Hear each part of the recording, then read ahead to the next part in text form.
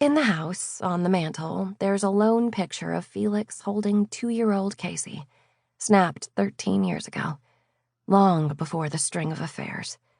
At least that's what I tell myself. I don't know what to really believe anymore, and long before Felix's descent into his full-blown midlife crisis. In the photo, a rough beard frames his strong jaw, and he's flashing a bright smile, a father beaming at his dumpling-faced toddler. Casey is bundled in a red parka, his golden locks springing from beneath a hand-knitted toboggan. When I unpacked the photo from the tissue paper, my intention was to put it on Casey's dresser, but it's always been on our mantel, and Casey lifted it from me and parked it there.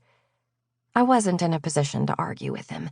He's been snippy with me ever since the divorce, as if his father's philandering was somehow my fault, so I have to pass by Felix every time I walk through the living room. But I've already managed to auto-block him each time I glimpse it, focusing instead on Casey's crimped face, captured mid-giggle. At least my bedroom is 100% Felix-free. No more stacks of serious, severe books of music criticism and design magazines arranged to disguise poorly hidden issues of Playboy. Now my weathered wooden nightstand holds my ever-growing collection of self-help books. Pema Chodron's When Things Fall Apart, Melody Beattie's Codependent No More, a few of Brené Brown's books, which I have yet to crack, and various yoga/meditation books. I've recently taken to reading a book of mantras just before I doze off at night. I am already complete, whole, and loved. The universe provides. I attract abundance. Love surrounds us in each moment of every day. My thoughts become my reality. Think positive ones. And so forth.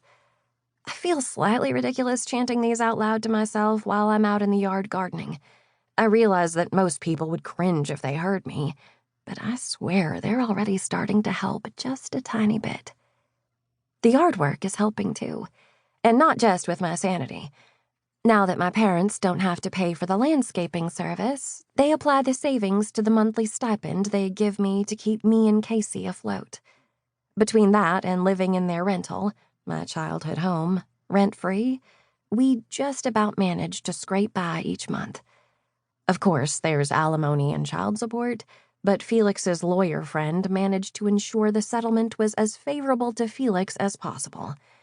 And seeing how I haven't worked since Casey was born, it's not as though I have any income of my own to contribute to things, which is something I need to figure out.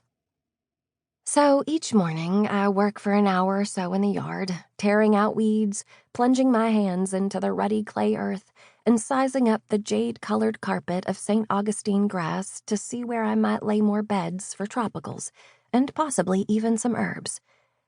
It's a nice-sized lot, shaded by a stand of stately pines that thud their cones to the ground in winter, and it's calming for me to be out there in the early hours, listening to the backdrop sounds of my childhood. The sizzling hiss of cicadas, the drilling of woodpeckers, the gurgling of the neighborhood creek that winds along the backside of our property. Our small town in northeast Texas may not have the hipness and glossiness of Austin, but it's serene and it's home.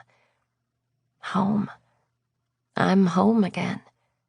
That's another mantra, but one that I made up, that keeps running through my mind while I'm out there tending to the property, as if to solidify the fact that this is my new home, and as if to make that fact less surreal.